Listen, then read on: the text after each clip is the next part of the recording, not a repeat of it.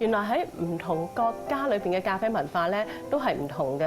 咁例如佢唔同產地啦，佢嘅咖啡嘅風味咧，亦都係唔同。咁多種沖煮設備嚟講咧，如果我哋將同一種咖啡裏邊用唔同嘅沖煮設備沖煮出嚟咧，其實佢哋出嚟嘅咖啡嘅風味啦、咖啡嘅特性啦，都係唔同嘅。所以咧，令到我哋可以享受咖啡咧，都可以多咗好多層次嘅。咦？呢個我想問下榮叔，呢度寫住非賣品係你㗎？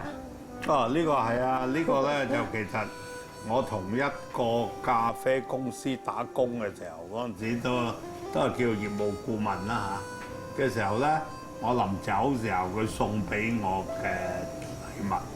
咁呢個係冇得做㗎啦，呢個係模仿嗰個法國燈塔，係叫做摩卡壺。嗱，我開俾你睇下，你冇睇過咩？我見過，我唔敢喐啊！我見非賣品。裏邊咁樣嘅，其實係普通摩卡壺嚟嘅啫。啊，但係呢個真係做得好靚，個手工好精細嘅。你咧？你有啲乜嘢？我有啊，呢個咧就係有個同學咧去土耳其旅行送俾我嘅土耳其壺。咁呢個咧就係另外一個朋友咧，佢去埃及旅行送俾我嘅，都係土耳其壺。咁呢兩個咧我都好覺得好珍貴嘅嚇，好經典。好似同埋一塊銅打出嚟。唔係喎，呢個靚啲，呢個薄啲嚇。係咩？係啊係，呢個好似石嘅物料多啲。啊，即係好睇唔好用。呢個就真係用得。開唔到添。嚇。咁好啦，呢個冰滴咖啡啊，我都成日沖嘅。不如榮叔你介紹下啊，好嘛？其實冰滴嘅咖啡咧，呢個而家發展咗呢啲咧係陳列多過實際㗎啦。因為我哋要5秒鐘滴3滴，一次個處理過程咧可以滴20幾杯，但呢個咪最多滴5、6杯。滴5、6杯又係要做咁多功夫，係唔係好划算㗎？哦。不過咧當然。要擠雪櫃嚟滴啊！呢個係比較就真啲嘅，方便啲。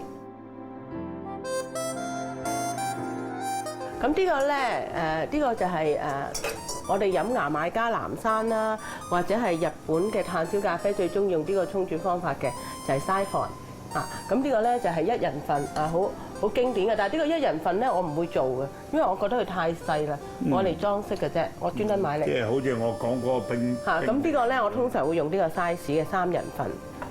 咁呢個咧就係日本人而家好興嘅手沖咖啡。咁其實都唔止嘅。嗰個叫手沖壺，但係呢個要配呢個壺嘅噃。咁因為呢個壺有一個好處咧，就可以控制到個水嗰個流向啊。所以咧呢個壺你睇咁細，你見過以前沖茶博士嗰大茶煲啊，個茶嘴咧好長啊，你可能你都冇見過喎，你後生。